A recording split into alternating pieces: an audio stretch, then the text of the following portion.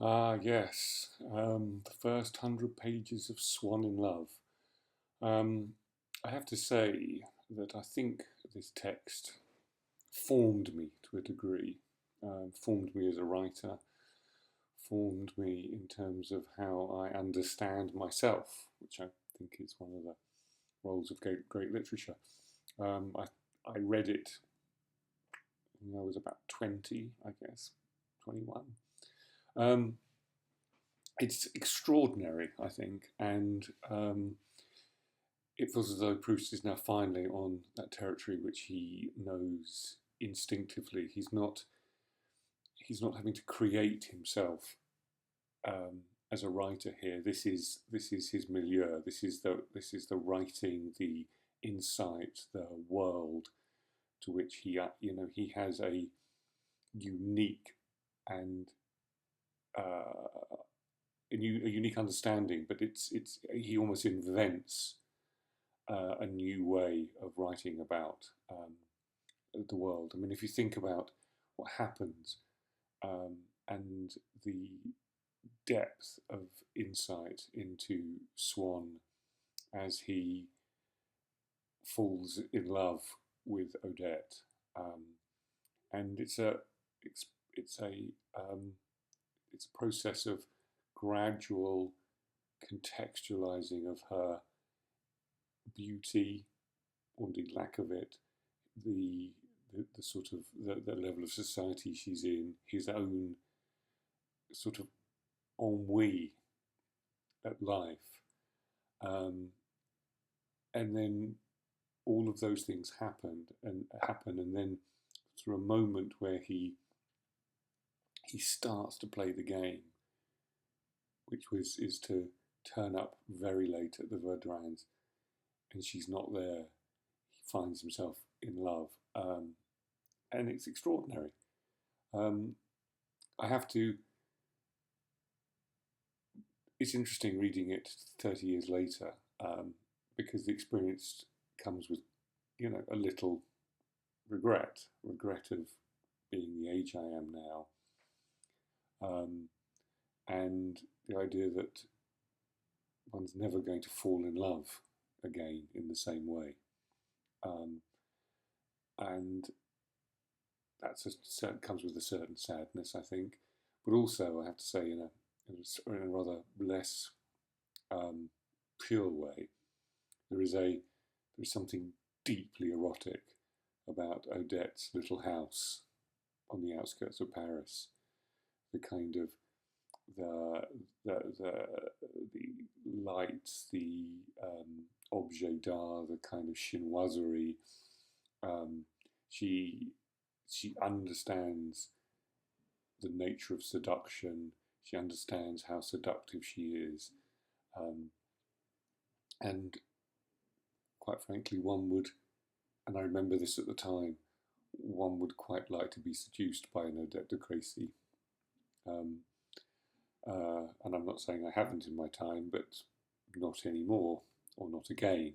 And so, uh, yeah, there is that sense of impossible yearning now for a particular kind of sensual experience. Um, that obviously, if I was a middle-aged Frenchman at the turn of the 19th century, and incredibly wealthy and part of the aristocracy, those things might be open to me and essentially amoral. Those things might be open to me still, but I'm none of those things. Um, and so, but one has to kind of cast oneself back and remember. And so it's interesting. It's interesting in the sense that yeah that yeah. What can I say? I also, I mean, there's some just, I mean, it's very funny. I mean, Verdurins are very funny. Um, and, Dr. Cotta is very funny.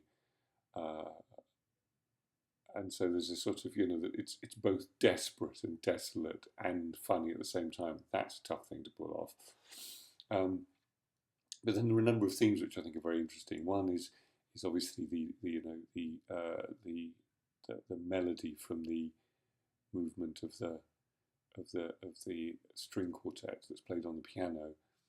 That is the national anthem of their love, which is, the first time he talks about it, he doesn't. It's interesting because obviously he talks about it a lot, and there's about three or four moments when he he analyzes how the nature of the music and how it sort of manifests itself. And the first one I don't think works particularly well, and then it does, and it does, and it does, and then one really understands how that happens.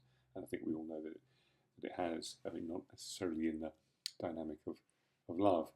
Um, but I think one of my favourite moments, which is a slightly more comical moment, is when Odette is keen for Swann to share his rarefied aesthetic pursuits, and she asks him to describe a piece of art or poetry, and he does, and her response is, "Oh, is that it? I thought there'd be more," which is a wonderful um, uh, moment in how great subtleties and nuances of art will elude someone so much that it is purely. Actually, you suddenly realise, is it as simple as that? And Swann goes, no, no, no, no, no. Of course, it's not. There's much more to it, but there may not be much more to it. He probably said it all. It's just that she's dim, um, and but then he starts to think that actually seeing the world through their eyes, through their slightly dim, snobbish, aspirational eyes, is a sort of he's elevating himself by by degrading his sensibilities and his aesthetic appreciation, which is a marvelous moment. And quite frankly, I think I remember doing something similar, 20, 30 years ago, when confronted with a very beautiful young woman that I was interested in, and her not being particularly smart. Doing that, essentially, sort of saying, yes, no, sort of deciding that there must be a new optic to look at the world through, and their optic, which is quite right, is legitimate, but rather doing that in a kind of in a way where one I don't know what the expression is it's a sort of what's that that's that expression, I can't remember what it is, I'll come back to it. But all of these things, the searching for Odette, and that moment when his footman comes up and says, I don't think we're going to find her," and he sort of says, "No, no, we absolutely must. It's very important. She'll be very annoyed if we don't find her."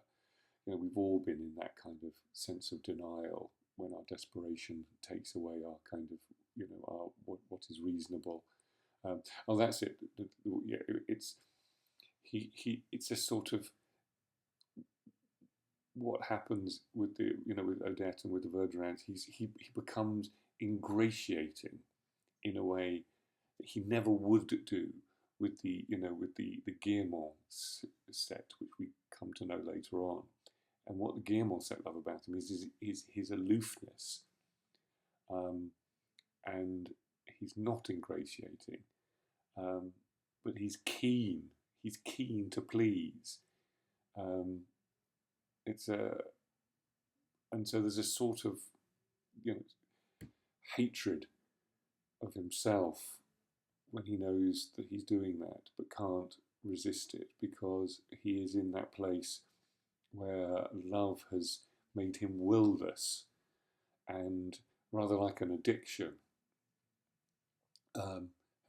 takes over our will. It starts to create reasons for doing things. It starts to persuade us. We become a kind of duality, our sense and our addictive will, which makes our brain. I mean, one can remember giving up cigarettes and being persuaded to go and have a cigarette after 5 or 6 days, persuading myself. There's an internal conversation, and that's what's happening here, the addiction of Odette. has made him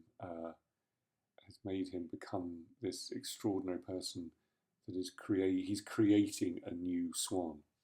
And as we know, because we know from the first part, um, that Swann ends up marrying Odette, but he is and I think this is not a spoiler. I think we know that he does it in the end just as a way to solve the kind of almost it's almost the to solve the addiction.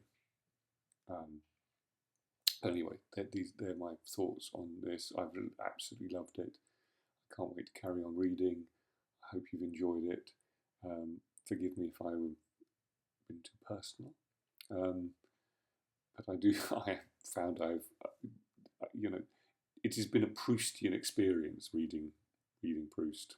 Absolutely has, especially with Swann in Love. It's my entire 20s have just flooded back to me. And if I was really honest, probably not in a good way, but it's still, there is something so overriding about the intoxication of that sense of sensual love that one ultimately yearns for it. It's why many people make terrible mistakes in their life. Okay, thank you very much. Speak soon. Bye bye.